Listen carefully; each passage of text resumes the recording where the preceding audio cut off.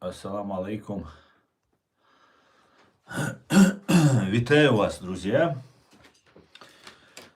Так, сегодня у нас 19 марта 2026 года, 19 часов по Берлину, 21 час по городу Джохару. Друзья, я вас всех сердечно приветствую. Стрим у нас идет на YouTube-канале Reality и на канале в TikTok Аслан Арцуев.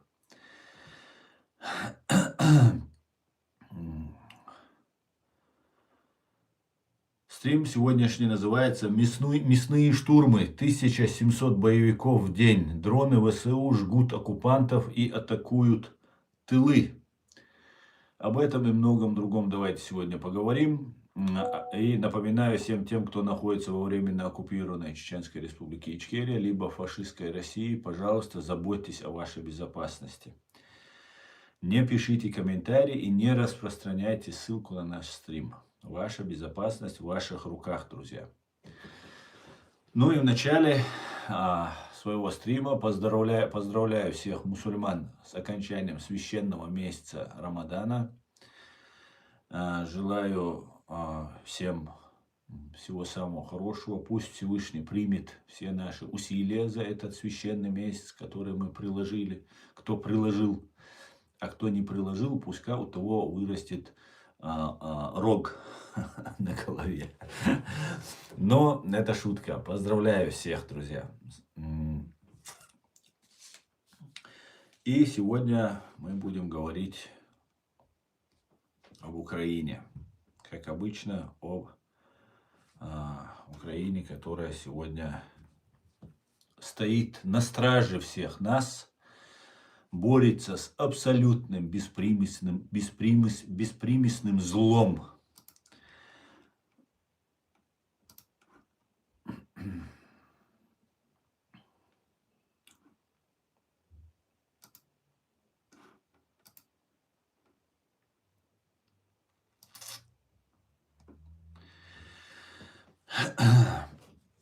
Немножко вас ознакомлю с сегодняшней ситуацией. По состоянию на 19 марта 2026 года сводка боевых действий Россия-Украина за вчера-сегодня. Опираясь на официальные отчеты Генерального штаба Вооруженных сил, Института изучения войны, Воздушные силы ВСУ и российские источники. Потери российской бандармии по данным Генерального штаба Вооруженных сил Украины. Вчера, 18 марта, приблизительно 1710 боевиков российских убито и ранено. 3 танка, 11 БПМП, 29 артсистем и 1189 БПЛА. Сегодня уничтожено и ранено 1520 российских боевиков, техника 4 также БМП, танков 0, общие потери с 22 года 1 миллион 284 тысячи 90 боевиков убитыми и ранеными. Это одни из самых высоких суточных потерь за последние недели. РФ утверждает, что потери ВСУ выше, но мы, конечно же, не верим. Но независимые оценки Института изучения войны не подтверждает эти данные. Российские штурмы очень дорогие по живой силе. Русские пытаются что-то захватить. И, конечно же, это связано с событиями и в Иране. Сейчас, когда на более чем 100 миллионов баррелей нефти Трамп снял санкции, временно, как говорят, снял санкции с российской нефти, и пока США и весь мир отвлекается на Иран, Россия продолжает свои мясные штурмы. И, как мы видим, очень кровавые мясные штурмы. Главное направление вчера-сегодня это Покровск, Донецкая область и окрестности Мирнограда, Родинская, Гришина, Новоалександровка.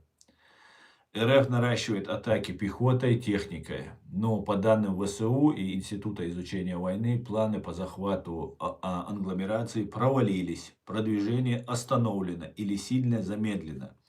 Украинские силы держат оборону, наносят контрудары. Другие горячие точки. Атаки под Смоленском, Доброполе, Торецком. И российский генштаб Герасимов заявляет о захвате 12 населенных пунктов за первые 2 недели марта. Но Институт изучения войны, Американский институт изучения войны, называет это, мягко скажем, преувеличением. Реальное продвижение минимальное. Несколько квадратных километров. Причем при этом и украинцы тоже развивают контратаки.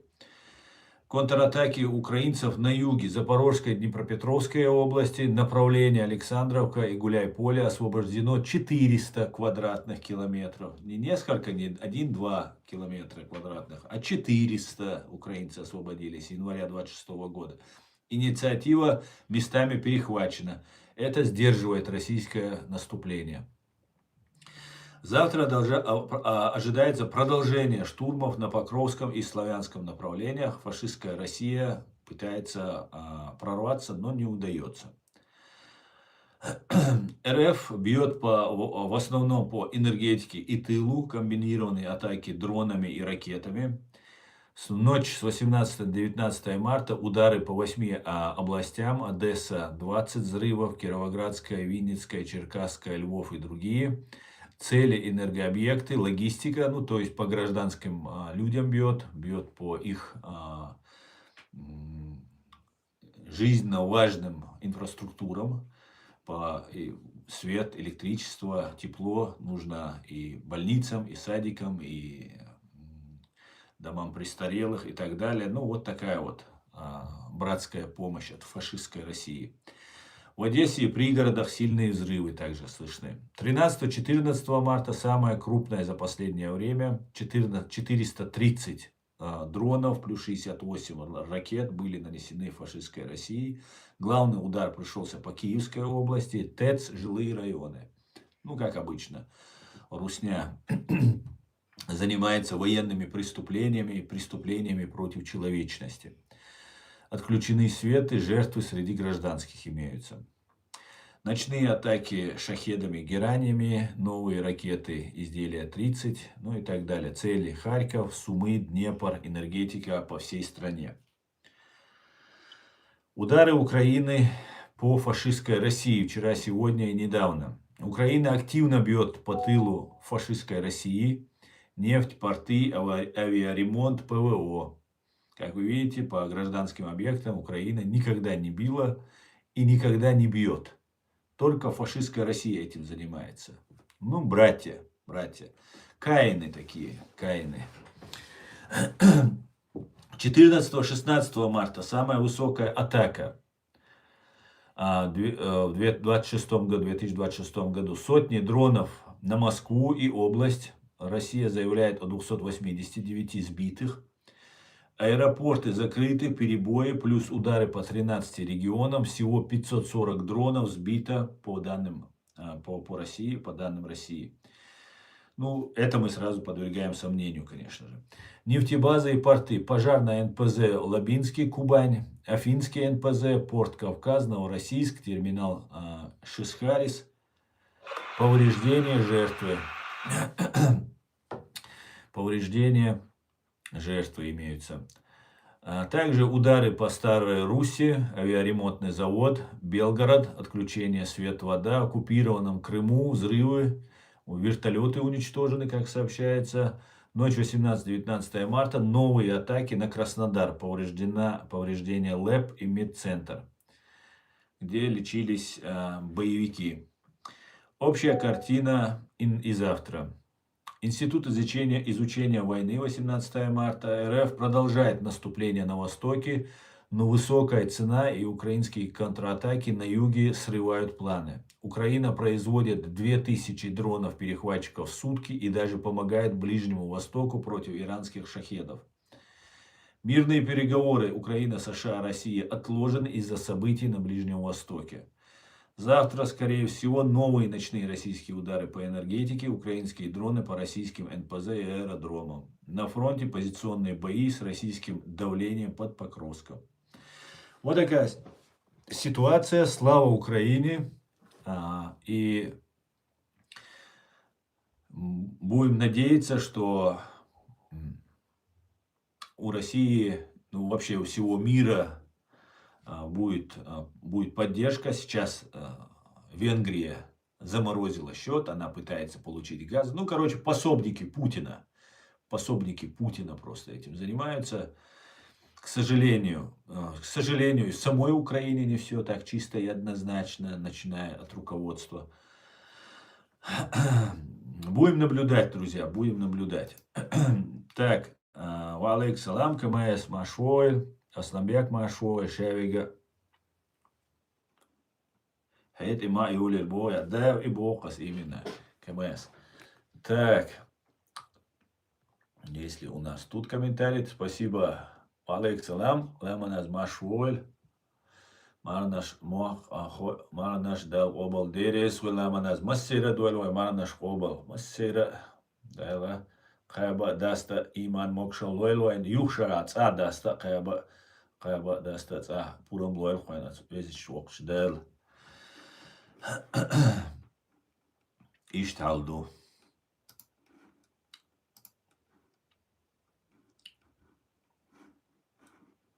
Так, Собардилаш, Сошуна. Я хотел бы зачитать текст. Как мы знаем, друзья, сейчас нагнетается обстановка вокруг межцивилизационной, межрелигиозной войны. Нас пытаются спровоцировать на эту войну. Сейчас война развязана против Ирана, хотя развязана она уже не вчера, не сегодня, не 28 февраля. Война идет уже между американцами, Израилем и Ираном. Это противостояние уже почти полвека. Никакого мирного договора и мирного сосуществования между ними не было. И вот сейчас она просто приобрела такую острую фазу, очень острую фазу. Это противостояние, это война.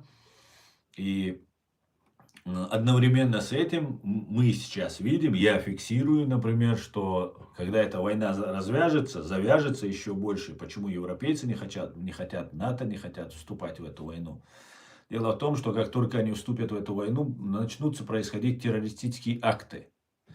Об этом нам прямо Дональд Трамп заявляет, что если вы не хотите, чтобы было 11 сентября, то вам нужно помочь как с Усамом бен Ладеном. Правда, Усама бен Ладен это был какой-то неуловимый, какой-то террорюга, который не имел своего государства. А Иран это очень древнее государство и очень большими своими связями и возможностями. В первую очередь, конечно, с террористическими возможностями. И вступить в эту войну, начать, да, все справедливо. Иран это диктатура, угнетает свой народ, угрожает существованию Израиля, угрожает Соединенным Штатам. Хотя непосредственно прямой угрозы вот сейчас на данный момент американцам, как мы понимаем, нет. И вот Джо Кент, который возглавлял Национальный контртеррористический комитет в США, он ушел с должности, сказал, что не было прямой угрозы. Против него, чему я удивлен, в Соединенных Штатах вроде бы такого не должно было быть. Против него ФБР начала проверку, начали его сейчас привлекать за что-то, якобы, что он типа за Иран. Таким образом, я думаю, меня тоже скоро тогда привлекут за то, что я за Иран получаюсь, да, за то, что я критикую и говорю. Поэтому вот такая вот ситуация. И сегодня я смотрел Тулси Габбард, по-моему, ее зовут. Она тоже сказала, что прямой атаки, угрозы, вот угрозы со стороны Ирана не было. И угроза есть или нет, определяет президент. Президент Дональд Трамп, который снял санкции с нефти на время, как говорят, путинской нефти, развязал атаковал Иран. И сейчас всячески пытается всех втянуть в эту войну, чтобы помогали. принципе, Соединенные Штаты, мы все должны помогать Соединенным Штатам, потому что это единственный лидер в этом мире, который борется с диктатурой, борется с этими тираническими режимами. Но дело в том, что надо и со своей стороны быть и сакральным, и правильным, и стоять на своих ценностях. Этого мы, к сожалению, со стороны Дональда Трампа мы не слышим. Мы не слышим ни про слова про демократию, мы не слышим про освобождение народа. Освобождение иранского народа тоже очень своеобразно получилось. Люди вышли, их зачистили, убили. Им фактически специально как будто все это сделано. Вот шаг за шагом сделано так, чтобы Америка выставить США каким-то плохой, несправедливой в этой войне. И поэтому, если вы начинаете вот так войну, то это очень трудно это все делать. Плюс весь год Дональд Трамп высокомерно над всеми смеялся, как-то, вел себя как какой-то, я не знаю, хулиган. Вел себя как-то развязанно со всеми, а теперь просит помощь. Но люди на Западе понимают, что если они вяжутся в эту войну, то может произойти очень большая провокация. Как это было в Сирии, как это было в 2001 году, как нам напомнил об этом Трамп, после того, как произошли, 11 сентября произошло. И потом уже началась такая борьба с терроризмом, по факту какая-то непонятная война. И я обратил внимание на одну вещь, очень такая интересная такая закономерность в этом появляется. Начали все говорить про Аляксу. Сейчас турецкий канал, очень такой пропагандистский, начал показывать в мечети, там Аляксу закрыли, говорят, в связи с какой-то ситуацией. Тоже какая-то провокация идет. Вот этого и боятся, вот этого боюсь я. Этого боятся здесь на Западе. Что вот эти провокации, религиозные, террористические вот эти провокации, они могут нанести очень сильный урон и власти, и народу, и народам, которые здесь проживают. И Израиль закрывает мечеть. Закрыли мечеть. Сколько в этом мире мечетей? Да, Алякса — это одна из таких древних, старых, исторических мечетей. Но при всем при этом никто бы и не узнал бы. Турецкие пропагандисты нам показывают, в мечеть заходят женщины, снимают платки, бросают мужчинам, что смотрите, мы тут платки снимаем, потому что мечеть закрыли. Провокация, чистой воды провокация.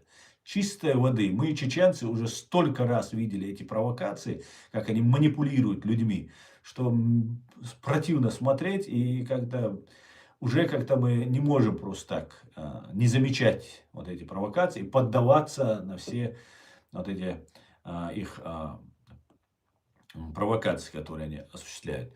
Потом, на всех каналах все начали говорить, там, от этого американского блогера Такера Карлсона, он рассказывает, он так подробно американцам рассказывает, насколько эта Алякса мечеть важна, что ее хотят евреи разрушить, там построить стену плача, потом придет Машиах, потом что-то еще там наступит, конец света наступит и так далее. Мне кажется, это такой идиотизм, самим ждать или торопить конец света, что какая-то непонятная глупость. И в любом случае все решает Господь, а не какие-то там товарищи. Но сам факт, вот вокруг Аляксы начали очень сильно, вроде бы мусульмане из Турции начали говорить о нее, потом вроде американец начал говорить, потом нам какие-то видео там от евреев показывают, что они тоже хотят разрушить эту мечеть и так далее. И по этому поводу я написал текст, чтобы нас не обманывали. Чтобы нас не обманывали. Смотрите, святость жизни и культ камней. Почему Коран ставит человека выше Аляксы? Из года в год в мировом информационном пространстве, особенно сейчас, искусственно подогревается тема угрозы разрушения Аляксы. Этот нарратив используется как безотказный триггер. Политические и радикальные силы, манипулирующие мусульманским миром, прекрасно осознают, Достаточно бросить клич Алякса в опасности, чтобы отключить критическое мышление масс, разжечь гнев и оправдать любое насилие. Сегодня именно на этом фундаменте, на подмене понятий и сакрализации символа вместо смысла, снова выстраивается опасная провокация. Информационное пространство целенаправленно насыщается сигналами о надвигающейся угрозе, чтобы заранее подготовить эмоциональную реакцию масс. Это не стихийный процесс, а управляемая схема. Сначала создается ощущение неизбежности, осквернения. Затем формируется моральное оправдание для насилия. И только после этого происходит само действие, либо реальное, либо инсценированное. В такие моменты разговор об иерархии ценностей в исламе становится не просто актуальным, а необходимым. Потому что именно сейчас предпринимается попытка снова столкнуть людей в кровь, прикрываясь святынями.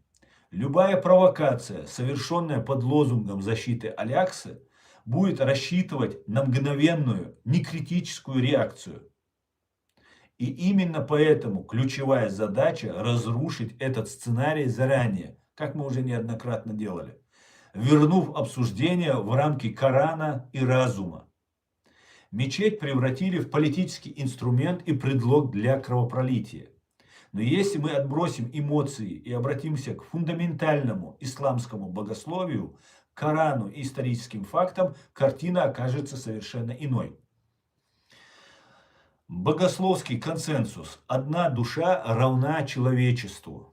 В суре Аль-Маида 5:32 Всевышний формулирует один из главных гуманистических законов в истории религий.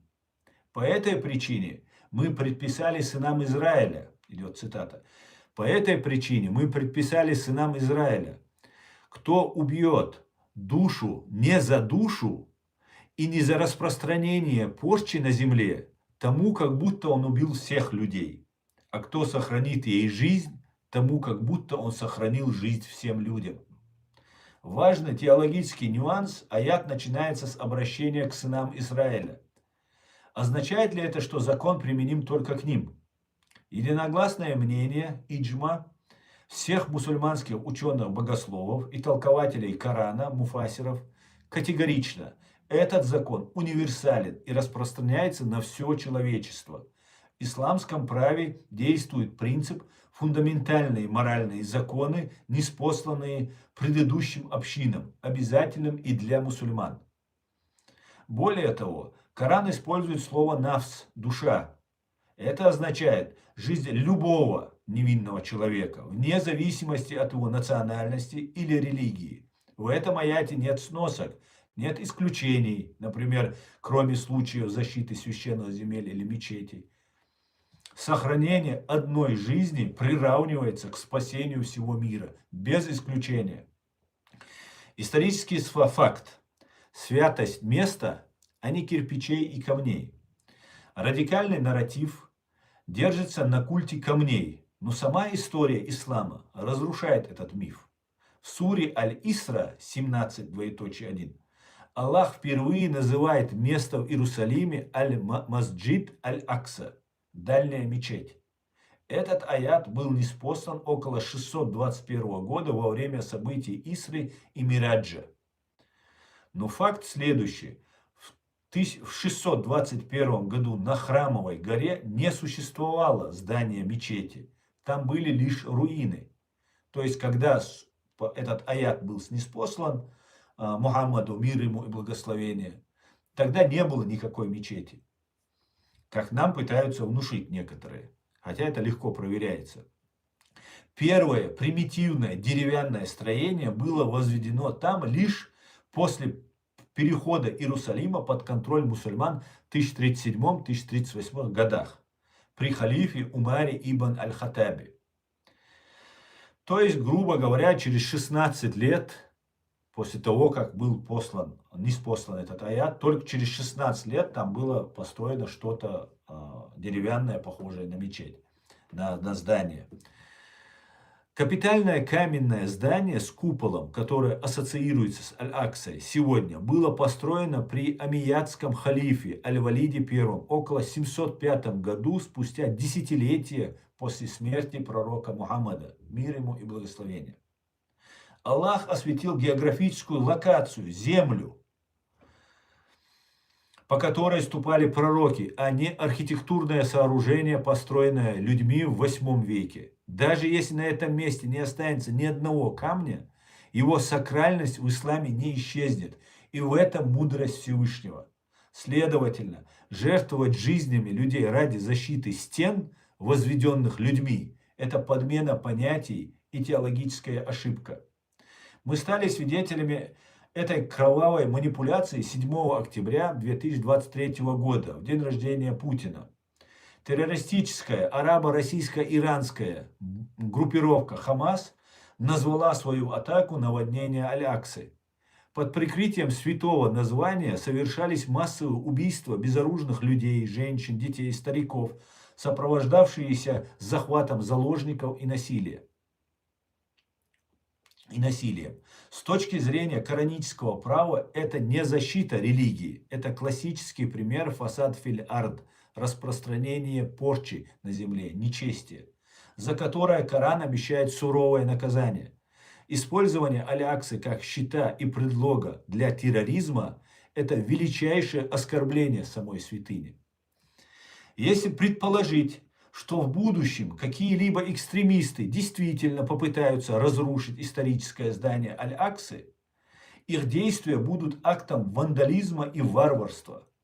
Аль-Акса внесена в список всемирного наследия ЮНЕСКО как неотъемлемая часть более крупного объекта под названием Старый город Иерусалима и его стены. Они ничем не будут отличаться от фанатиков-талибов, уничтоживших древние статуи Будды в Бамиане в 2001 году под предлогом защиты единобожия. Вандализм всегда остается позором. Но даже перед лицом гипотетического уничтожения архитектурного наследия ислам расставляет приоритеты предельно жестко. Чтобы окончательно снять вопрос о том, что важнее, жизнь или главные святыни, приведу еще один хадис. Достаточно вспомнить этот достоверный хадис. Однажды сподвижник пророка, мир ему, Абдаллах ибн Умар посмотрел на Каабу, главную святыню ислама, и сказал: «Как же ты величественна и как велика твоя святость! Но клянусь Аллахом, святость жизни и крови верующего перед Аллахом еще более велика, чем твоя святость, Ибн Маджа. Ни одно историческое здание, ни один купол, ни одна мечеть в мире не стоит пролитой человеческой крови. Жизнь одного невинного человека выше Аль-Аксы, выше Каабы, выше любых святых камней на земле. Не позволяйте радикалам и политикам из разных лагерей манипулировать вашей верой. Защищайте святыни словом, законом и миром, но помните главное правило, установленное Создателем. Сохранить одну душу значит спасти все человечество. Аслан Арцуев, Human Rights Center Ичкерия, 19 марта 2026 года. Друзья, это текст, который я потом отдельно еще выложу, он важен тем, что сейчас вот это все нагнетается. И мне, человеку, который пережил, мой народ пережил геноцид, все эти манипуляции, мы увидели истинное лицо фашизма, русизма, истекающее слюнями, соплями, нависающий над нами, мы увидели настоящий вид этого, морды вот этого убийцы. Мы знаем, кто они такие. И все их друзья, путинские друзья, это такие же, как Путин. Многие не понимали, кто такой Путин. Я надеюсь, что не понимали. Сейчас начали понимать. Например, у нас в Германии здесь уже все поняли, кто такой Путин и что такое Россия и ее вот эти террористические методы ведения войны. К сожалению, поздно. К сожалению, мы пережили геноцид. Мы пережили геноцид при помощи, при участии, при содействии в борьбе против нас, в том числе немецких внутренних дел. Об этом говорил бывший министр внутренних дел Шойбле, который уже нет его, к сожалению, на земле, но он признался, что он был одним из тех, кто помогал фашистской России бороться против национально-освободительного движения чеченского народа, представляя, так как ему ошибочно это представили, что это какие-то радикальные исламисты и так далее. К большому сожалению. Но одного его винить я не хочу. Это очень достойный поступок он сделал, он признался, хватило мужества, у многих его не хватает. Но я еще виню нас самих чеченцев. Информационные ресурсы, журналисты, которые должны были с нашей стороны доносить эту информацию, кто-то до конца не мог доносить, кто-то продался и стал продажной шавкой у русских на прикормке, к сожалению. Поэтому вот такая вот ситуация получилась. Но факт остается фактом. Мы должны понимать, что сейчас заново все это нагнетается, заново все провоцируется. И вот если война в Иране сейчас ввяжется вот европейские страны, то вот тогда здесь будут теракты, убийства. Это, я думаю, теракты в любом случае будет какая-то сила проводить. Ирану не нужно здесь проводить теракты. Ирану сейчас нужно справиться с той силой, которая уже на него навалилась. Ввязывать туда французов, которые не посылают корабли, немцев, которые также отказываются, и другие государства. Никакого логического смысла не вижу. Так же, как не было никакого смысла бить по Нахичеванию Ирану. И потом говорить, что это не мы. По евреям бьют, причем по гражданскому населению совершают военные преступления. Говорят, да, это мы бьем. Бьют по арабским странам, которые там по соседству находятся. Тоже по американским базам бьют. Тоже признаются. А почему-то по Нахичеванию не признавались. Поэтому нелогично Ирану бить ни по Нахичеванию, ни делать сейчас теракты здесь, в Европе. Нелогично, потому что они в войне не участвуют. И набрать себе дополнительно врагов, это очень глупо. Но никто так не будет делать. Причем Иран проигрывает, по всем фронтам проигрывает. И информационно, и в воздухе, пока на земле войск нет, но идет вот такая вот ситуация. И я думаю, проиграет Иран. Иран в принципе проиграл. Но ситуация опасна тем, что после того, как начнется уже, когда серьезная война, просто будут теракты и нас будут стравливать. Мусульман на христиан. Я категорически против этого. Я не хочу. И я знаю, как вы знаете, я давно об этом предупреждал, давно говорил об этом. Блогеры, которых сюда просто чеченцы, мы чеченцы, это такой показатель, такая черта, где ты видишь, какие планы фашистская Россия применяет. Потому что для России мы враги, и она нас хочет истребить всех. И она нас использует. И есть некоторые ублюдки среди нас, это я так мягко выражаюсь в отношении этих людей, ну и полезные идиоты. Это тоже нужно признать. Но есть абсолютно ублюдочные люди, которые продаются за 30 серебряников. И они таким вот образом нас представляли здесь радикалами, исламистами. И мы все это фиксировали, видели. И вот эти все люди, которые есть там, кто там есть, Муса Ламаев там есть, да, Тумсо Абдурахманов есть, Хасан Халитов есть, братья Янгулбаевы, потом Ислам Халитов есть, Ислам Белакиев есть. Вот все эти пропагандисты, все эти блогеры, они специально представляли всех чеченцев какими-то радикалами, исламистами, строителями халифата. Хотя у нас есть свое демократическое государство. И кто меня смотрит, вы все знаете, я об этом давно говорил, что эти люди специально пытаются нас представить. И сейчас, когда, например, Германия, Франция вяжутся в эту войну, а скорее всего рано или поздно это может произойти, какие-нибудь провокации будут, еще что-нибудь произойдет. И это если произойдет, не дай бог, конечно, вот эти теракты, все это, не дай бог. И вот в таком случае они будут разбирать, ты хороший мусульманин, плохой мусульманин, там, правильный ты мусульманин. Все, давайте, даже будут у кого гражданство отбирать. И все выдворять. Сейчас особенно это очень актуально. И вот к чему нас подводили тогда. И я об этом говорил, и поэтому сейчас просто я ну, появляются доказательства тех моих подозрений, той моей гипотезы, которая тогда появлялась. И вот она подтверждается. И эти люди до сих пор вот сидят, до сих пор что-то там людям вещают и рассказывают и так далее. Но, видимо, они еще здесь местным властям постукивают, и за это их не трогают. Не знаю. Но, ну и наблюдают, конечно, и за ними, и за нами, и за всеми. Ну, вот такая вот ситуация. Поэтому, пожалуйста, я всех призываю, всех и не чеченцев, которые здесь проживают в Европе, будьте осторожны. Не дайте себя ни во что вовлечь. Берегите своих детей. Не давайте им смотреть вот эти разные тиктоки, инстаграмы. Просто, если они вообще малолетние, они обычно 16-17 лет, с 15 лет ФСБ и какое-то зло на этой земле. Я не знаю, ФСБ одно работает или нет в этом направлении, но вот это зло, оно начиная с 15-16 лет вот этих детей обрабатывать. 2-3 года они тратят на это. Через инстаграмы, через там какие-нибудь там тиктоки и так далее. И подводят человека, конкретно 18-летний, если вы обратили внимание, вообще детвора это бывает, которые какие-то там акции пытаются сделать или совершают эти акции. И вот эти люди попадают, вот эти молодежь попадает. Поэтому берегите своих детей, будьте осторожны. И очень-очень важно, чтобы не попасть в эти сети. Очень-очень важно. Никто от этого не застрахован, к сожалению.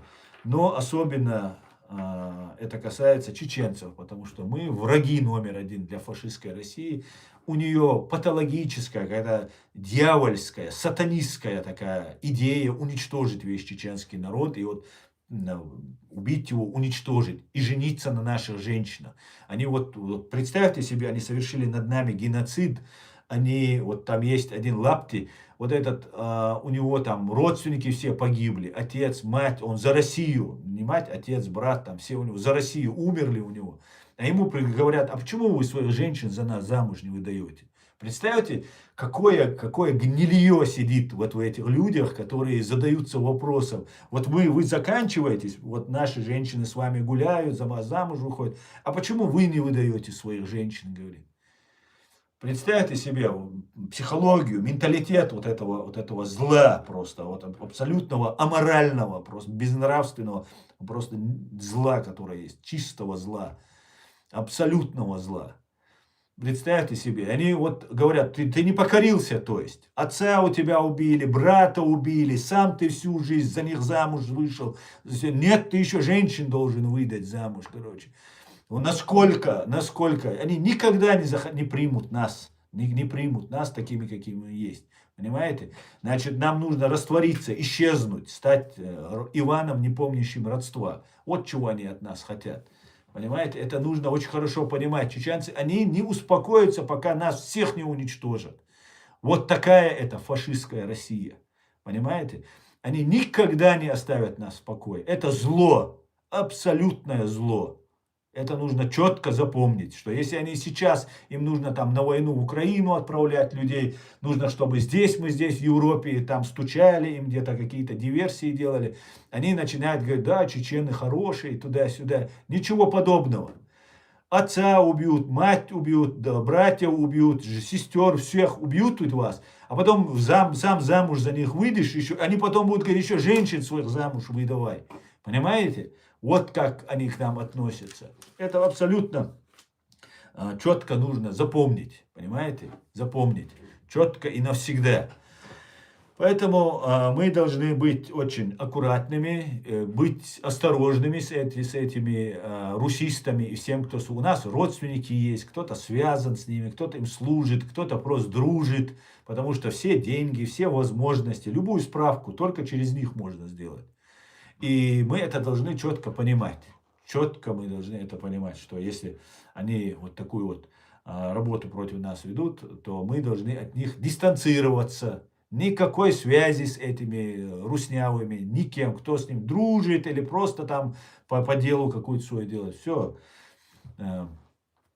пусть сами как-нибудь там варятся. Да? Вот такие вот дела. Друзья, перехожу к вашим комментариям. Перехожу к вашим комментариям. Шамиль, алейкум ассалам, Машвойль. Так, когда Дудаев сказал, что Русня нападет на Украину, тоже все думали, что он вояк, а ему лишь бы повоевать. Да, Шамиль, абсолютно верно. Они думали, что Дудаев находится в тяжелом положении, война идет, он там окружен, и он типа преувеличивает таким вот образом. Но были украинцы, которые понимали это, приехали, сражались с нами, гибли на нашей войне с нами вместе, но в основном не поняли, конечно, в основном не поняли. И вот мы сегодня получили то, что получили. Представьте себе, если бы тогда, вот, наверное, уже 100 тысяч украинцев погибло на этой войне. Я думаю, больше. Но даже если эти 100 тысяч человек приехали бы сражаться и за нас, или ударили бы со стороны Украины по фашистской России, то сегодняшних вот этих жертв не было бы. И эти 100 тысяч не погибли бы. Россия сдалась бы, она отступила бы. Ну и все остальные, не только же Украине досталось, и Грузии досталось, и другим достанется, как только Украина падет. Просто повезло, что она не падет тем. И Европе повезло, и всем остальным. Украинцы непобедимые, их победить невозможно. Мир стоит за них, сила, оружие, у них все есть, а дух у них не занимать никому просто, у них не занять. Это непобедимая нация. Куется в этой борьбе, в тяжелейшей борьбе, искренне сопереживаю, искренне сочувствую, но они непобедимы. Победить нельзя. Дух, как говорил Джохар Дудаев, дефицит, как он говорил, дефицит духа, вот проблема, говорил. Еда это все не проблема, говорит. Отсутствие духа и дефицит духа, вот проблема. Ну, дословно не говорю, приблизительно. Вот так вот этого дефицита духа у украинцев нет просто, от слова совсем. Слава Богу.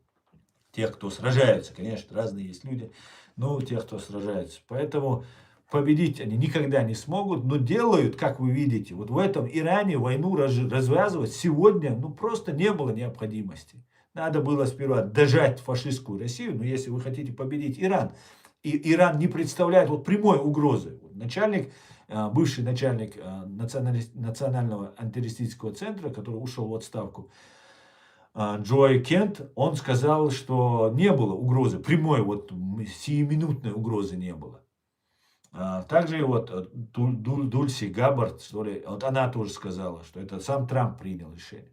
Так если вот прямой угрозы нету ни для Израиля, ни для США, то почему не дать полное оружие Украине, полностью ее, освободить ее земли, добить эту фашистскую гадину в Кремле, на Лубянке, и после этого уже заниматься спокойно Ираном. Уже не было поддержки со стороны России. А сейчас Россия дает информацию, дроны поставляет уже обратно. Раньше Иран поставлял дроны России, теперь Россия поставляет дроны. Ну как, ну это же невыгодно Америке, невыгодно Израилю это. Ну зачем это делается?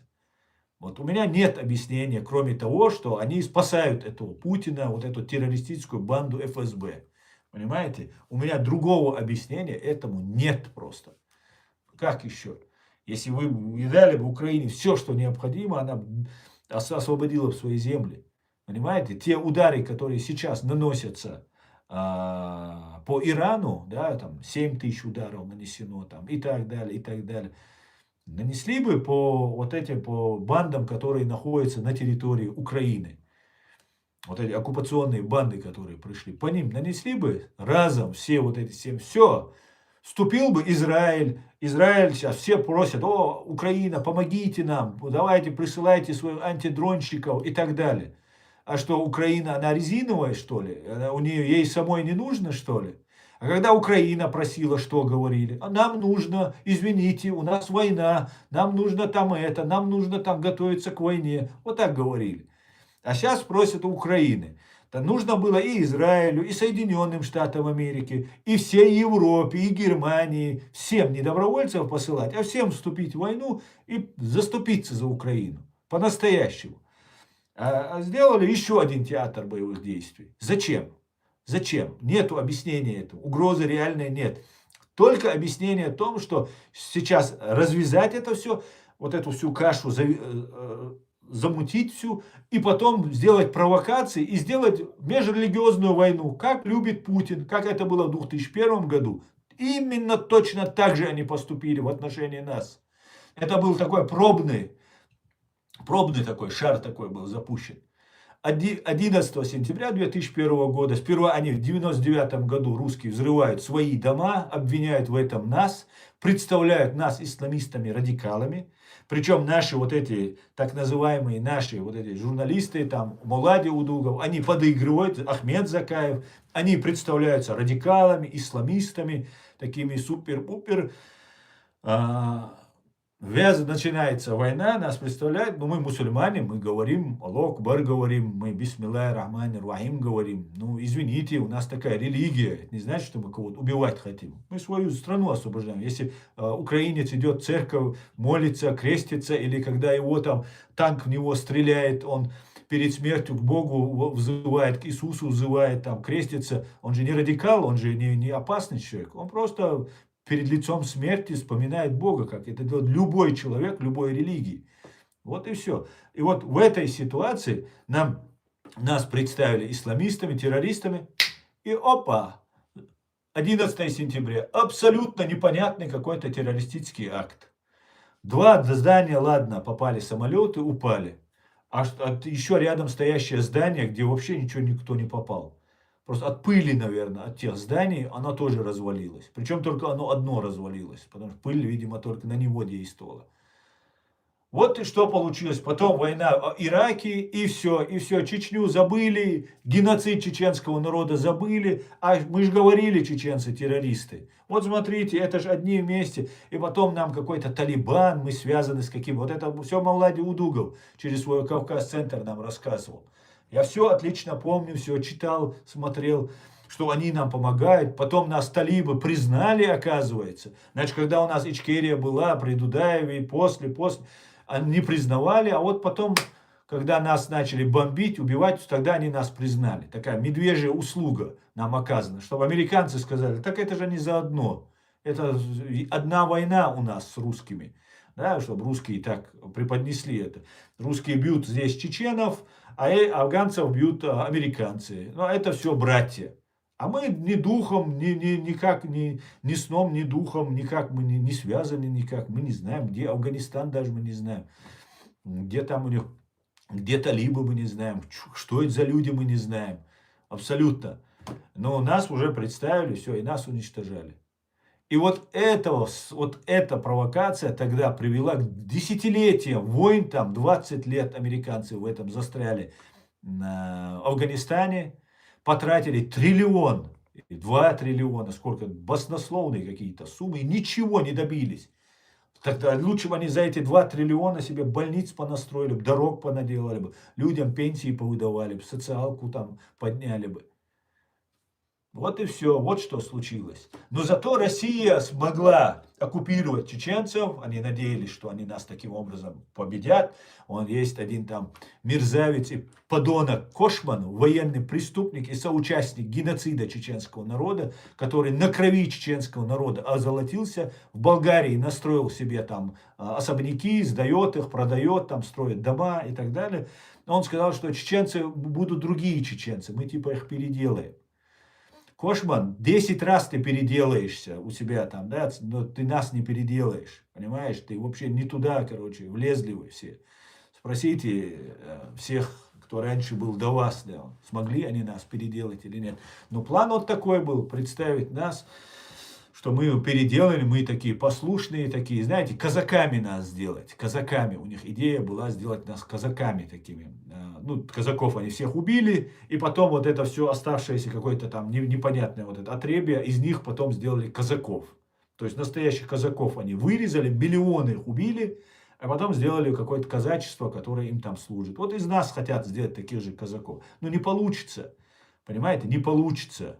Как говорится, не то мировоззрение, не тот материал, так сказать. Да? Но и сейчас вот делается то же самое. То же самое произошло после бостонского теракта, который тоже, вот сейчас я об этом писал, вы это видели, кто видел, тот что.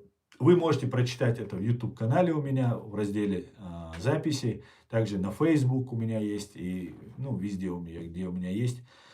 Под каждым видео в YouTube, например, у меня есть ссылки на мои другие социальные сети, ресурсы, вы можете заходить, читать, и все подробно я рассказываю. Также есть на английском языке, я веду X, социальной сети X.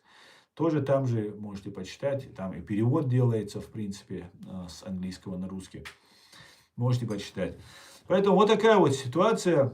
Мы должны все это понимать, должны быть готовы к этому. И сейчас нас, чтобы нас опять не ввергли, понимаете, не ввергли в какую-то провокацию. Сейчас какую-то мечеть они будут разрушать.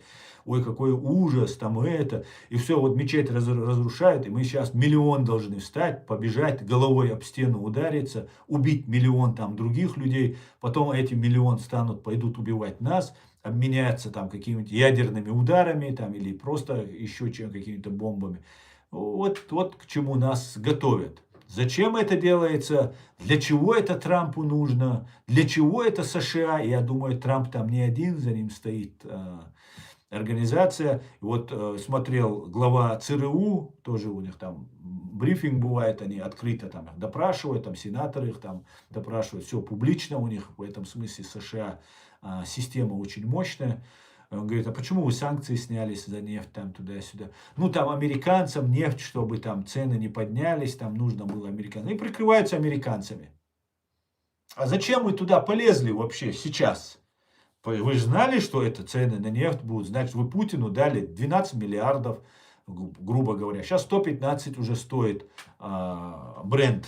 Марка бренд нефти стоит, там, Urals поменьше. Но все равно повысил, 115 уже. Будет еще расти. Экономика стагнирует, экономику трясет европейскую. Сейчас еще теракты будут собираться делать там и так далее. Зачем это делается? Но слава богу, люди в мире понимают, что один Трамп с Натаньяху вертеть миром, или кто там за Натаньяху, Моссад стоит, или тоже ЦРУ стоит, или за Трампом ЦРУ стоит. Не знаю, кто это принимает там решение. Я знаю, что просто так людьми манипулировать, все время нельзя дурачить людей. Когда-нибудь люди понимают, что, не, подождите, нас так дурачить нельзя. Если вы реально хотите зло победить, а зло победить не хотят, Путина хотят оставить. Путин нужен. Понимаете, систему эту хотят сохранить. Слабую, без зубов там и так далее, но систему сохранить.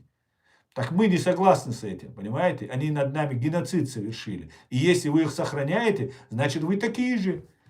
Между вами разницы нет. Скажи, кто твой друг, и я скажу, кто ты. Вот так получается. Может, для кого-то это какие-то великие игры, какие-то там это. Для нас это кровь, это геноцид. Понимаете? И люди не будут молчать. Не будут молчать. То, что пережили мы, чеченцы, или переживают сейчас украинцы, мы это молчать не будем. Нам не надо безвольными рабами. Мы в России могли быть, понимаете? Безвольными рабами. Понимаете? Вот такие вот дела. Украинский народ воюет против всех диктаторов. Да, Лёлик, совершенно верно.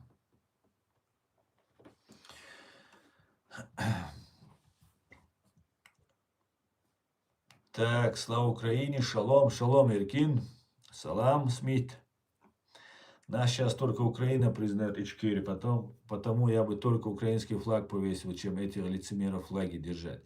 Ну, смотри, у тебя есть отличная возможность именно так и поступить. Отличная возможность. Пожалуйста, сделай так, повесь канал, повесь украинский флаг и, пожалуйста, веди каналы и веди все, что ты считаешь нужным. Это, во-первых. Во-вторых, нас не только Украина признала, нас Грузия, самая первая страна, нас признала Грузия. Звиат Гамсахурдия нас признал. Понимаешь, наша Грузия и Украина, она по умолчанию. В моем понимании, украинцы, наши союзники, друзья, там, они нас признали и так далее. И сейчас они заняты тем, что борются с нашим общим врагом. А грузины это наши братья. Вот по крови, в прямом смысле этого слова, по ДНК большая часть грузин является у нас абсолютно схожей. И ДНК, и история, тысячелетняя наша совместная история. Поэтому их можно даже не говорить про них, как не говорить там тоже про ингушей. По умолчанию, это наши люди. Поэтому, ну, если ты хочешь, да, там нужен, просто слишком много флагов будет. Слишком много флагов будет. Но Украина это по умолчанию. И ты, конечно, сделал бы большое дело, если бы ты тоже открыл канал и начал бы эту работу вести с украинским флагом. Был бы тебе благодарен.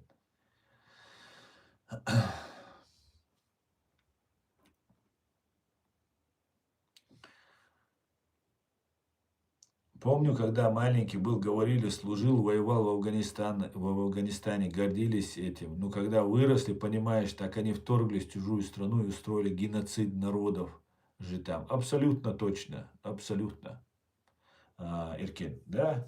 К сожалению, да. США также бьет, где собираются главари, что не делает Украина и Россия.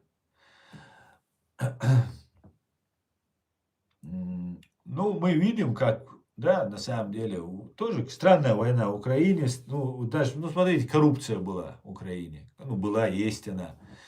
Ну, как люди гибнут, люди погибают. Одного министра сняли обороны, второго куда-то подвинули. Он там в Америку перебрался, там другого после. Хорошо, слава богу, его хоть в коррупции не обвиняли. Ну, ближайший человек, чуть ли не управляющий Зеленским человек, Ермак, заподозренным в коррупции. Сняли, слава богу, его сняли. Кто там был? Какой-то там чувак, который в Израиль сбежал. Ну как так это бывает? Ну, выпустили же. Ладно, Израиль принимает там евреев, там, своих там, и не выдает. Ну, тогда судите его там, в Израиле. Преступление же должно быть наказано, правильно? Если ты еврей или гражданин Израиля, это же не значит, что ты автоматически, у тебя индульгенция на преступление во время войны против абсолютного зла. Ну ладно, сбежал там, находится и так далее. Ну кто выпустил? Кто выпустил во время войны, там, контроль, жестко, все и так далее. Да кто-то ждал ему выехать? Вот дали, выехали. Вот такая вот. Ну, такая вот странная, короче, ситуация. И сколько их уже таких? Сколько их уже таких? Ну вот смотрите, давайте расскажу вам про ФБР. Ведет расследование в отношении экс-главы контртеррористического центра США Джо Кента. В чем его подозревают? Представьте себе, человек отказался участвовать в том, к чему его толкали. У него жена погибла, он там в Сирии сражался против ИГИЛ. 11 раз сам принимал участие в разных войнах против террористов. И теперь он понял, и я уверен, он читал то, что мы писали тоже. Потому что если он занимался контртеррористическими вещами, а я именно по этой теме пишу, и причем и ФБР я отправлял, и другие меньшие заметки, и большие заметки, и статьи писал, расследования. Поэтому я думаю, он знаком с нашей работой, с нашими расследованиями. Вот смотрите, ФБР ведет расследование в отношении бывшего главы контртеррористического центра США Джо Кента, который ушел в отставку ранее на этой неделе, заявив о своем неприятии войны против Ирана. Его подозревают в утечках секретной информации, сообщили источники телеканала SBC News. Представьте, вот это, ну это подлость. Это подлость. Давайте тогда я тоже чуть-чуть скажу про ФБР. Нынешнего сейчас ФБР, который там есть один новый какой-то непонятный там чувак у них. Скажу про ФБР одну вещь. Когда 7 марта перед зданием Мамдани, какого-то этого мэра Нью-Йорка, непонятного какого-то чувака, бросили вот эти двое вот этих бандитов бомбу, вот эту банку, которая, слава богу, не взорвалась.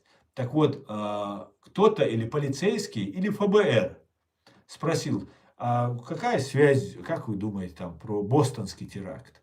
И все начали бостонский. А бостонский теракт, чтобы вы знали, это самый раскрученный теракт.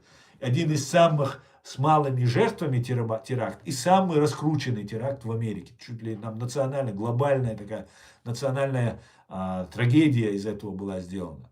При всем при этом это трагедия, большая трагедия. Но были теракты с большими, сотнями, с десятками жертв были. Но вот этот начали вот так раскручивать. И вот ФБР задает такие вопросы. А почему такие вопросы? И сейчас вот смотрите, Джо Кента начинают за то, что он отказался. Я полагаю, за мной тоже должны уже тогда прийти. Да, интересно получается. По данным источников, так, его подозревают в утечке секретной информации. По данным источников CBS, расследование началось еще до ухода с поста директора Национального контртеррористического центра США.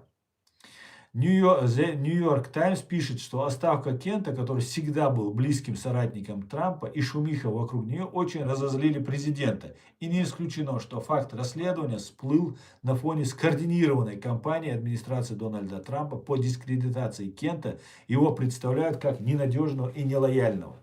А для меня, например, это Джо Кент настоящий американский мужчина, воин. Для меня это человек пример, гордость. Я горжусь, что в Америке и вот на таких американцев держатся Соединенные Штаты. Где нужно воевать, погибать, терять близких без проблем, идти вперед. А где нужно посчитаться совестью, где нужно защитить американскую нацию, вот оставить даже такой высокий пост. А можно же было просто сучиться и продолжать выполнять то, что тебе говорят, и продолжать делать то, что твоя совесть тебе не велит. Понимаете? Вот для меня он герой. И я уверен, что абсолютно ложно на него возводят эту ложь. И я буду его везде поддерживать теперь. Отныне человек для меня герой. Дай Бог, чтобы он стал президентом Соединенных Штатов Америки. Нью-Йорк Таймс пишет, что отставка Кента, который всегда, это уже прочитал, его представляют как ненадежный. Объявляя о своей отставке во вторник, Кент заявил, что совесть не позволяет ему поддерживать войну с Ираном, который не представлял непосредственной угрозы для США. Это утверждение в Белом доме резко отвергли. Кент стал первым высокопоставленным американским чиновником, покинувшим администрацию из-за конфликта с Ираном. Между тем, подробности процесса принятия Белым домом решения о начале войны с Ираном интересуют не только отдельных представителей истеблишмента, но и Конгресс. В четверг глава национальной разведки Талси, ее зовут, Габбард, предстала перед Комитетом Палаты представителей по разведке вместе с директором ЦРУ Джоном Рэдклиффом и главой ФБР Кэшем Паттеном. Вместе они отвечали на вопросы комитета о достоверности утверждения Трампа, что Иран представлял непосредственную ядерную угрозу до начала военной кампании США и Израиля. Отвечая на вопросы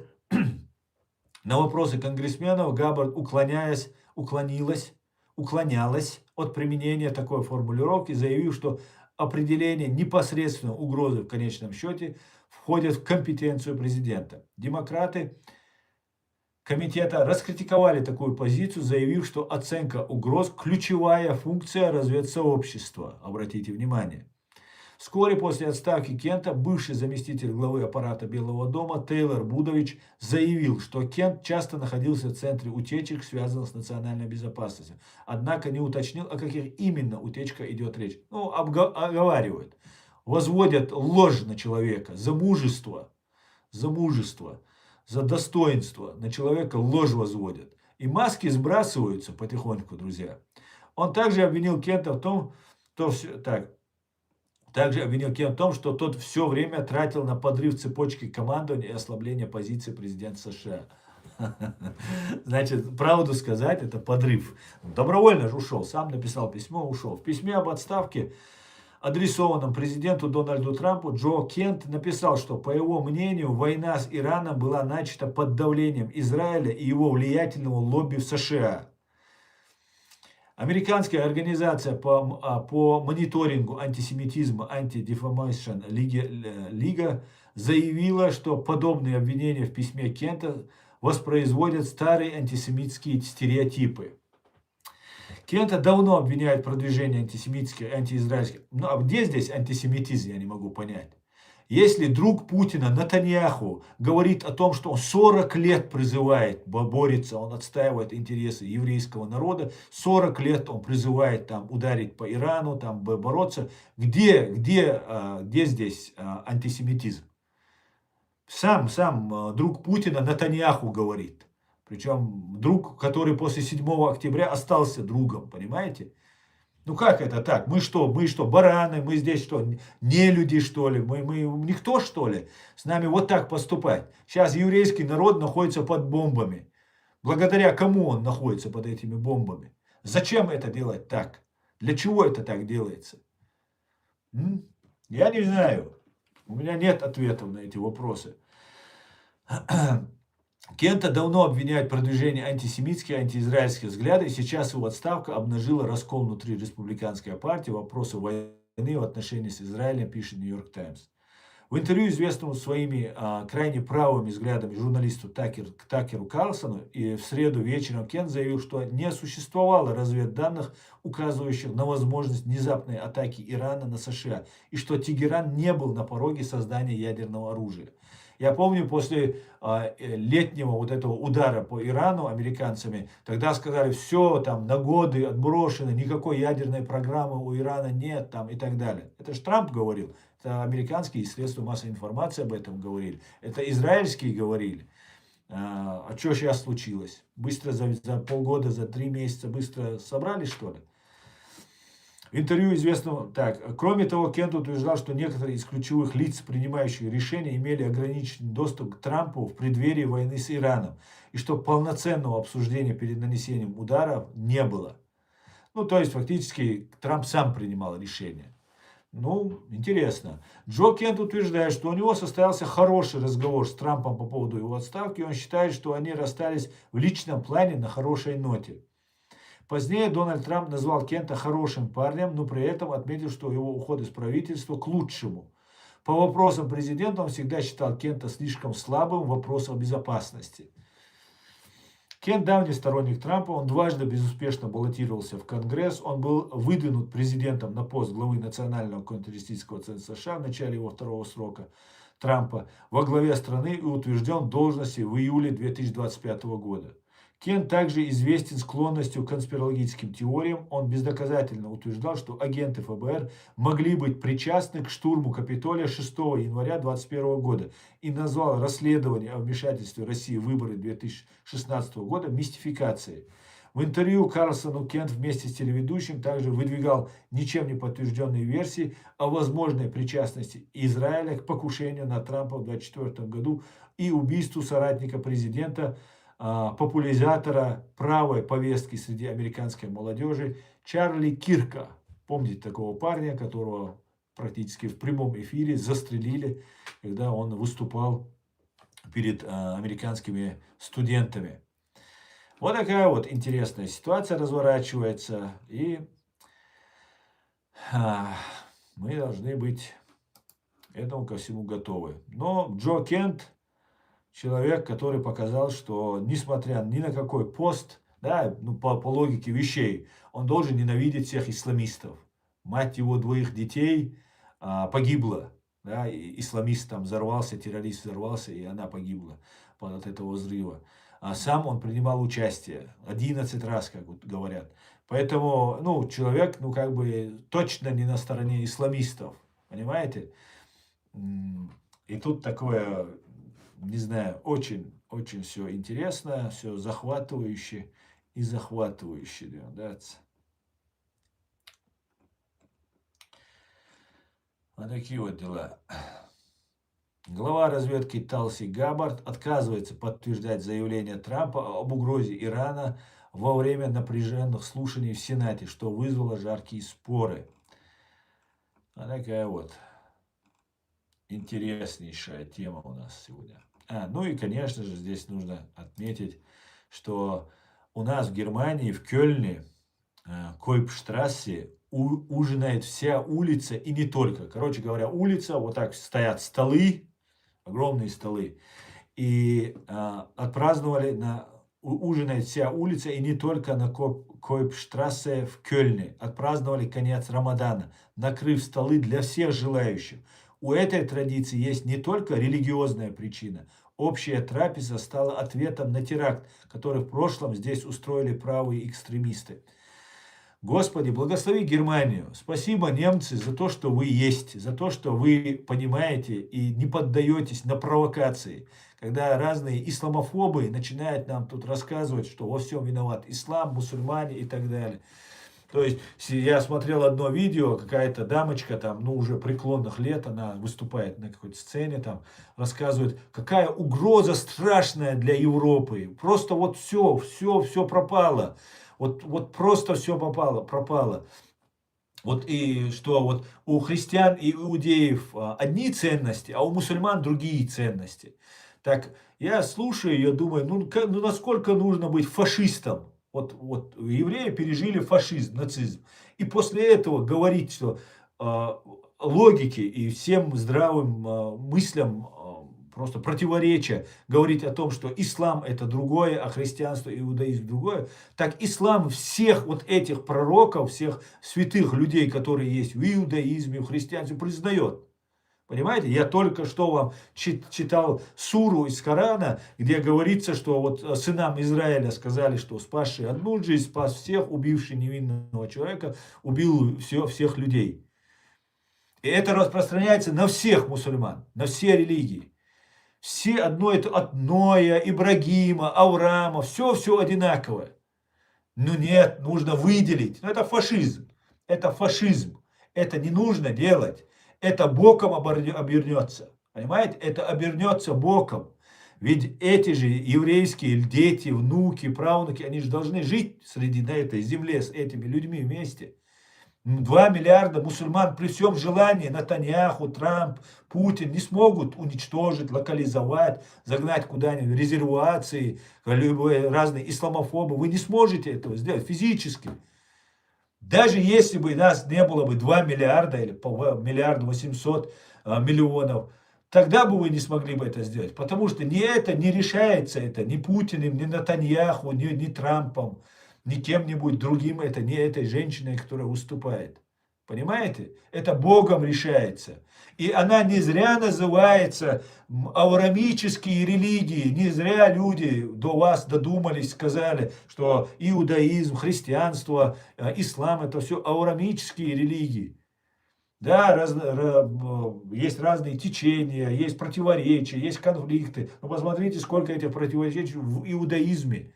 Сколько там течений, ответвлений, сколько в христианстве этих, сколько в исламе это. Но это не вина тех пророков, тех святых людей, которые нам принесли Слово Божье. Это наша вина людей, которые свою угоду, как сейчас пытаются переиначивать все. Как так можно? Как? Это все останется, навсегда останется. И на вашей совести останется, и в интернете останется. Понимаете? Сейчас самое трудное время, наоборот, когда все поддержали Израиль. Ни одна арабская страна, ни один, ни мусульмане, например, индонезийцы, что сделали исламофобам индонезийцы, которые у себя в Индонезии живут, что всех мусульман называть так. Или сколько здесь терактов сделано вот именно вот мусульманами, которые делали это не под флагом ислама, управляемые Россией. Вот немецкая разведка, немецкие журналисты пишут о том, что из Афганистана забирали афганцев, подготавливали их на России и забрасывали в Европу, чтобы они совершали теракты. Вот здесь один афганец убил там девочку или женщину, девушку или мальчика, я сейчас не помню, в этом направлении. Ну, нужно же разбираться. Мы хотим что? Мы что хотим? Мы что хотим? Мы просто ненавидим кого-то? Или мы хотим добраться до истины и установить порядок на этой земле? Справедливости мы стремимся. Но если мы не стремимся к справедливости, то этот фашист или тот фашист для меня фашист. Понимаете? Для меня нет разницы. Как это вообще возможно? Как это можно допускать такие вещи? Сидят, рассказывают там, вот там и так далее. Мне рассказывает один, говорит, что он к войнахам, вот есть Веллер один такой, русский фашист, который притворяется евреем. Говорит, вот, это тоже большая проблема, между прочим, у евреев. У евреев там, кто, понятно, приезжает, там справку делает, я еврей, там где-то кто-то подтвердит из России или с Украины, все, он еврей. А то, что там КГБ, не КГБ, да, как у ваххабистов, там, да, наш пацан ФСБ пробился, иншаллах, машаллах, там, ну, ФСБ там, туда-сюда. Вот так, что ли, получается? Нет, так не должно быть. Или посмотрите, 7 октября что было. Все поддержали. Какая мощная пропаганда у русских была. И не говорят про русских. Натаньяху говорит, он его друг Путин. Понимаете? Как это? В голове как это умощает? 7 октября на день рождения Путина 1200 человек убивают. Подозревают, кстати говоря, у себя евреи подозревают, израильтяне подозревают Нетаньяху, что там что-то нечисто было. Как-то они забор пролезли. Как это все так получилось у тех. Готовились они, игнорировалось. И потом Нетаньяху говорит, он его друг. И большинство мусульманских стран, мусульман, сказали, да, это правильно, евреи имеют право защищаться. Я так сказал. Любые, все, многие люди так сказали. Это уже одно. А если ты там дальше какие дела делаешь, или там ты, можешь, от уголовного дела хочешь спастись, или Путина ты хочешь спасти, или у тебя какие-то там эпштейновские какие-то файлы есть, но это уже другой разговор. Извините, тогда это не интересы еврейского или израильского народа. Это уже немножко другое получается. Понимаете? Нам рассказывают там...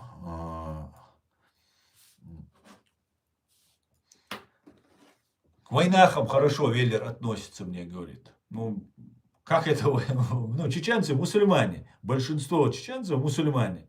А как это ты можешь относиться, если ты просто как фашист сидишь, просто обливаешь грязью всех мусульман? Это получается, это как я бы сказал бы. Я очень хорошо отношусь к евреям, но иудеи, фу, это фашисты, террористы, опасные радикалы. Фу, вот так, если я скажу. Так что мне скажет тогда, еврей мне скажет, а я кто тогда скажет? Значит, мне надо от религии своей, чтобы тебе понравится, отказаться. Да. Горите, вы знаете, туда, куда вы всех нас посылаете, Дион. Это политический ход. Какой политический ход? Какой политический ход? Я не знаю. Я не знаю, что за политический ход. Политический ход.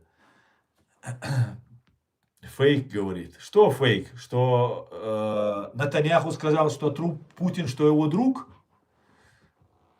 Это нет, это официально все есть, опубликовано в интернете, никто не отрицал это, все хватает. Алейк салам. Так, это происходит каждый год, так много европейцев придут в эти дни праздновать праздник вместе с мусульманами в мечети. Да, совершенно верно. И мы, мусульмане, чеченцы, здесь живущие в Германии, мы должны отвечать за вот тех вот этих паршивых овец, которые где-то там Россия или кто-то там подготовил, нам сюда забросил. Мы должны очень внимательно, мы будем их останавливать, мы будем их показывать, что они, если они считают, что они какое-то божественное дело делают, так вот, доказывая из Корана, из всей нашего жизненного опыта, мы будем доказывать, что это собака, которая гореть в аду будет. Никакой это не святой, который там борется за ислам и так далее. Это все чушь, которая им забивает голову вот этой пропагандой. Поэтому мы будем защищать. Это наша вторая родина, Германия. Германия, Франция, в какой стране мы живем, мы на это будем стоять. И отстаивать конституцию, закон и порядок этой страны. И с уважением относиться к религии, которая здесь находится. Нас здесь приняли христиане. И они сделали то, от чего мы от сатанистов бежали из-за фашистской России. А здесь нас приняли. И мы должны отблагодарить, если мы те, кем мы являемся, правда, те, кто мы говорим, тем мы и являемся. Мы должны это сказать, прямо сказать, открыто сказать. И останавливать любое зло, любое, неважно, мусульманин это там, ФСБшник это или еще какое-нибудь зло. Мы будем прямо об этом говорить в соответствии с законами. В соответствии с законами. Так.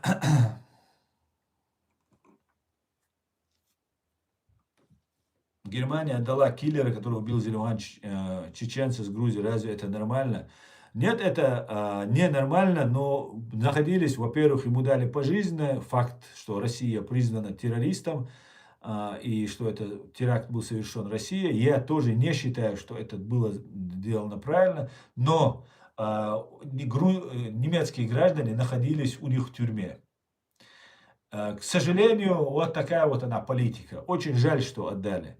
Но поймали, задержали и судили публично, и фашистскую Россию признали тем, кем она является, террористической страной. Так, многие говорят, что за всеми этими людьми стоит секта Хаббат. Да, может быть, может быть. Не знаю я в эти детали не вникаю, просто я вижу, кто нагнетает вот этот фашизм, я об этом заявляю. Нельзя, а сейчас это провокация, чистой воды провокация. Сейчас теракты пойдут, убийства пойдут, террор пойдет, и все, а потом ты уже не знаешь, кто это начал, когда это, главное начать. Но не получается, не получается, слава Богу, не получается. Но они не сдаются, не сдаются. Они будут еще зло, это зло будет продолжать раскачивать ситуацию. Придет день, когда эти страны, которые флаги у тебя висят, будут тебя обвинять как чеченского террориста. Тогда ты поймешь, не будет поздно, хотя я не желаю тебе этого. БМВ, я думаю, ты Нострадамус, короче. Нострадамус ты. Возможно, меня будут обвинять в том, что я террорист. Может быть, меня Россия обвинила, Германия тоже в свое время помогала нас преследовать в фашистской России. Об этом министр внутренних дел Шойбле заявил, что ошибочно было. Но важно не это. Важно то, что я не думаю, что так произойдет. Понимаешь, я так не думаю. Но даже если произойдет, ну, значит, за правду.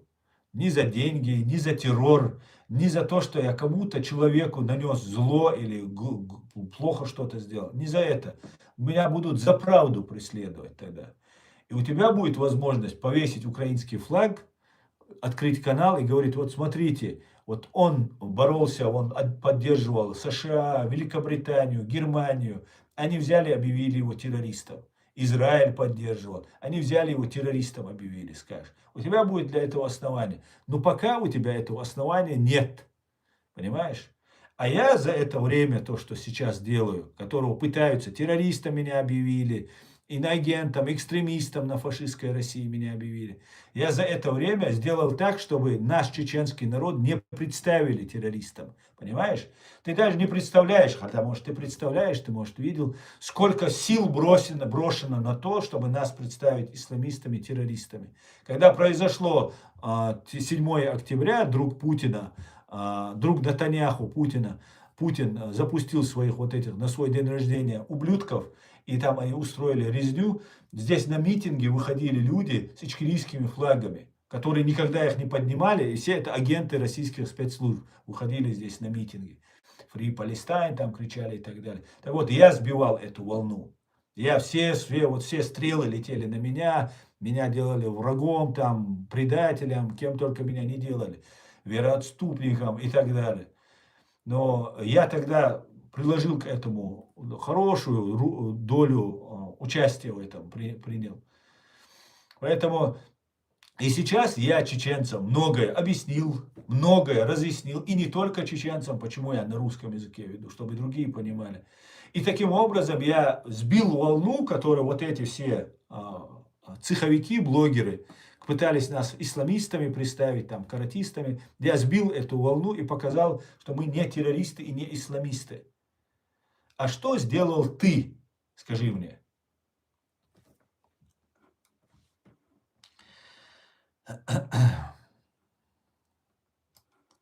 А что в один день он стал нелоялен. До сих пор Кент был лоялен, просто он все знал. Может быть, все знал Асламбек, а может быть, просто все сложилось, когда уже война в Иране началась. И у меня тоже сложилось, когда война в Иране началась, как она началась, как ее начали вести, какие последствия, как ее начинали. Понимаешь, мы это обсуждали в прошлых стримах.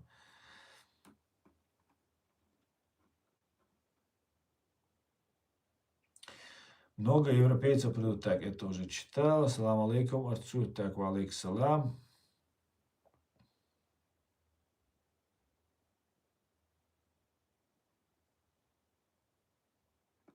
Там какая-то женщина, политик США, назвала Россию главной угрозой для США. Ну, так и есть.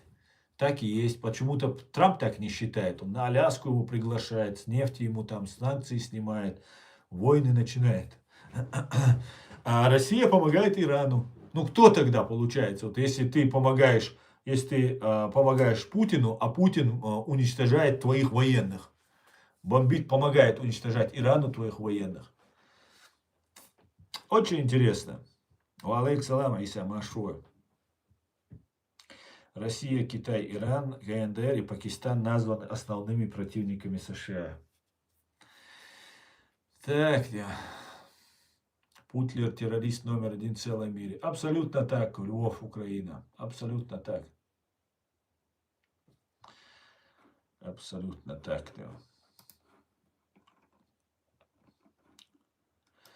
Мерц, ну это мы вчера еще читали, Мерц призвал ЕС к самоуважению, самоутверждению, в том числе и в отношениях с США. Мы больше не хотим недооценивать себя, заявил канцлер Германии перед Бундестагом 18 марта. Он отметил, что в Евросоюзе проживает 450 миллионов человек, на 100 миллионов больше, чем в США. По словам Фридриха Мерца, в сложной международной ситуации, когда крупные державы открыто проводят силовую политику, ЕС должен использовать собственную силу. Мы учимся, другие тоже зависят от нас, и не только мы от них, сказал канцлер. И мы учимся тому, что можем и даже должны использовать эту силу. Мерц также добавил, что в такой ситуации Объединенная Европа – единственная и важнейшая гарантия нашего будущего в Германии.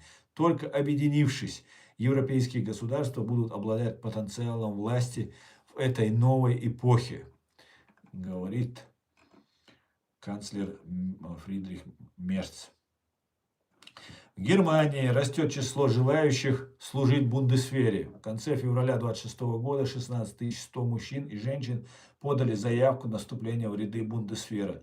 Это на 20% выше показателя 2025 года. Особенно заметен прирост числа желающих добровольно пройти военную службу, длящуюся от 6 до 11 месяцев, а также краткосрочную службу на срок от 12 до 23 месяцев.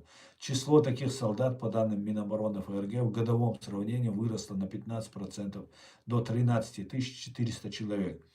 С 26 года в Германии действует новый закон, определяющий порядок прохождения военной службы. Согласно ему, все граждане в возрасте от 18 лет получат письма с просьбой пройти медицинское освидетельствование с целью определить их годность к воинской службе.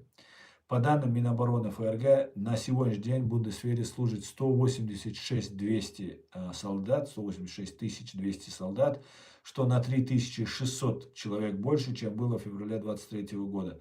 На фоне исходящей от России угрозы правительство Германии поставило перед собой целью довести численность вооруженных сил страны в середине 30-х годов до 260 тысяч человек. Число резервистов предполагается увеличить до 200 тысяч.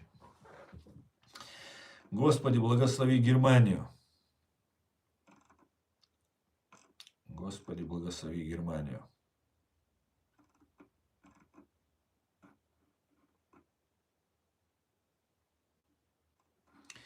И одну минутку вам Джохара в ленту. Самое сердце. Здесь, смотри, когда затеяв войну над народом, мирным населением, и вергнув ужас от вандализма и дикость цивилизованных вооруженных сил бывшего Союза, а ныне Российской империи. Так что нам придется воспитывать своих сынов в духе смертников. И сами должны быть в этом же духе. Если кому это не под силу, это будет беда, лучше в эту структуру не входить. От России пощады не ждите. От нынешней России, от ее руководства. Самое сердце. Ну, такие вот дела. Так, салам алейкум. Астан, добрый вечер. Не ведись на антисемитизм этих уродов. Хаббат — это не секта, а движение внутри иудаизма, официально признано во всем мире. Сади Амир Валиев. Я не ведусь ни на чьи эти, я просто не знаю Ну, это направление. Секта, может быть, я неправильно выразился или, может, повторил неправильно. Хаббат – это не секта, это движение, это течение, как есть оно в исламе, в христианстве, такие свои разные направления, течения, это есть хаббат. И много людей придерживаются это, кстати говоря. И табах тоже переводится, если читать обратно, это как хаббат. Это так у него фамилия произносится. Поэтому нет, никакого антисемитизма нет. Я просто пытаюсь быть объективным. И я не за Израиль, я не за Ичкерию, я за справедливость. И если чеченцы делают что-то, радикальные они становятся, какой-то фашизм они несут, я об этом говорю. И на меня летят стрелы, на меня летит хейт. Все, вы это все видите, я постоянно сталкиваюсь с этим. Они меня как только не обвиняют. Но это вне зависимости от национальности и так далее. Я никому не присягал, кроме справедливости. Кроме своей совести и Уголовному кодексу Федеративной Республики Германия не подчиняюсь ее. Поэтому считаю, что все люди должны быть сдержанными, толерантными, уважительными, если хотят, чтобы, соответственно, к ним также относились. Только это я считаю. Я никому не нанимался, ни для кого я ничего не должен. Я все поставил на карту. Мои родственники, бывшие мои родственники, и много чего сейчас повторяться не буду. Я иду своим путем. Если я вижу несправедливость, когда я видел ее в отношении евреев, я это сказал прямо. И я был один из немногих в начале, когда это говорил. А потом многие присоединились, в том числе чеченцев я смог многих переубедить, объяснить. Хотя некоторые недалекие там и некоторые там своими заквасками. Сейчас мне говорят, а вот смотри, видишь, как они сейчас против мусульман говорят. Да, говорят. Да, это на их совести. А моя совесть чиста. Я не за Хаббат, не за Натаньяху. Я за простой еврейский народ, который сейчас под бомбами сидит. Я также за американский народ, я за украинский народ, я за чеченский народ. А в принципе я за справедливость. Да, я по крови чеченец, стопроцентный, без какой-либо, ну, по крайней мере, мне известной какой-либо примеси. Стопроцентный, чистокровный, из одного из самых известных, самых древних тейпов. Ну, у нас все древние тейпы. Из тейпа Нашхо. Так, здравствуйте, дорогой наш Асланджан. Георг, дорогой Георгджан, здравствуй, приветствую тебя, дорогой. Здравствуйте. Мир Кавказу. Амин, амин, Асамбек. Лучше правды, справедливости ничего нет. В правде сила огромная есть. Абсолютно так, Георг. Абсолютно так. Абсолютно. Друзья, на этом я свой стрим закончу. Еще раз всех мусульман поздравляю с окончанием священного месяца Рамадана. Желаю вам всего самого хорошего и желаю, чтобы следующий год мы встретили дома окончание этого Рамадана. Всего самого хорошего. Спасибо вам.